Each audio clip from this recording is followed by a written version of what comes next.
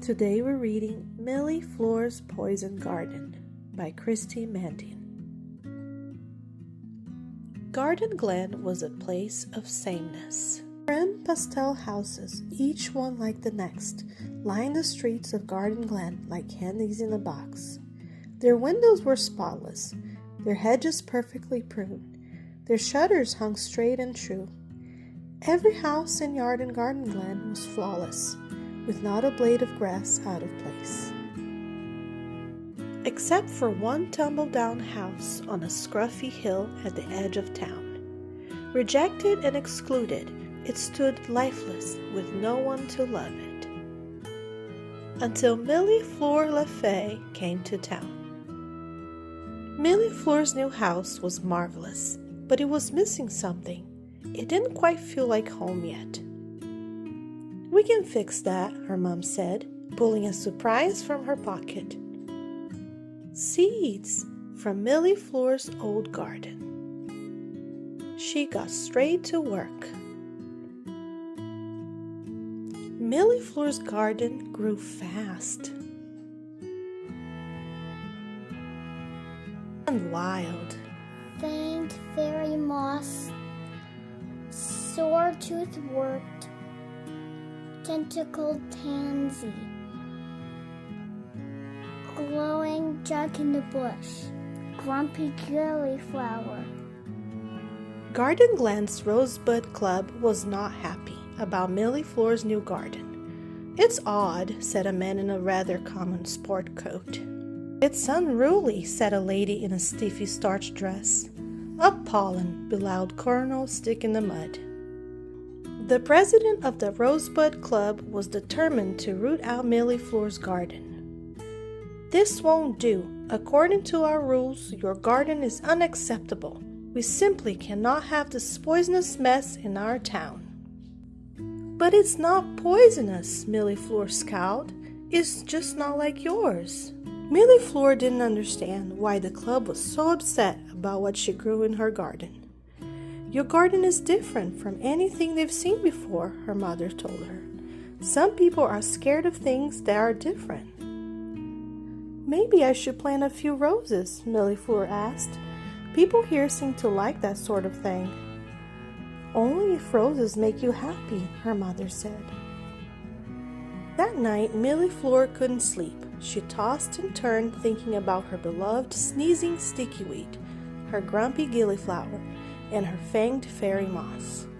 They were curious little plants, and they made life interesting.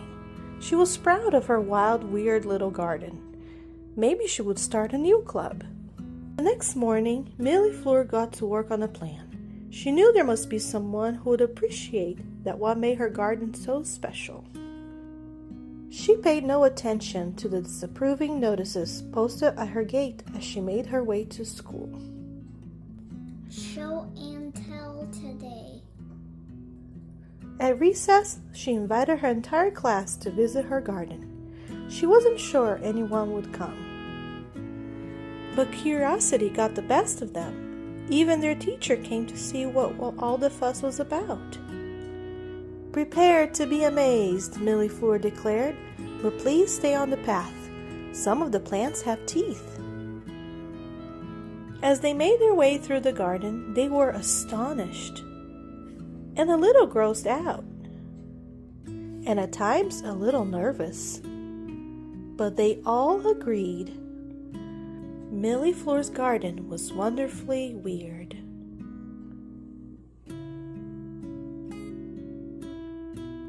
Slowly but surely, bits of Millie Fleur's garden began to take root all over town.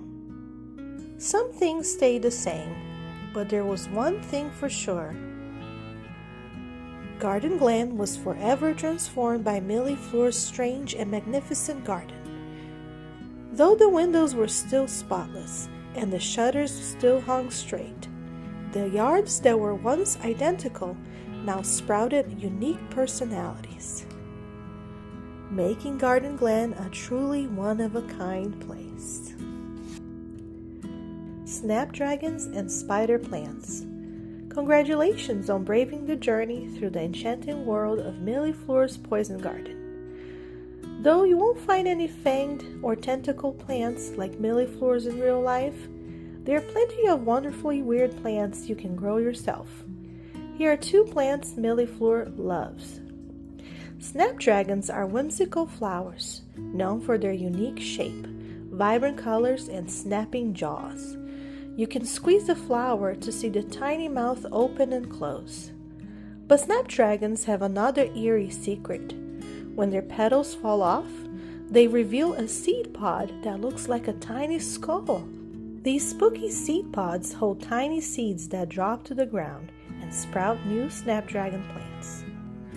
Spider plants have long, slender leaves with weary stems that dangle from the main plant. At the end of those stems, baby spider plants called spiderets form. These baby plants develop tiny roots while still attached to the mother plant. They can be cut from the main plant and potted to grow into new spider plants. Before you know it, you'll have a whole family of spider plants to keep you company and share with friends. And they do a great job cleaning the air we breathe, making them the perfect house guests.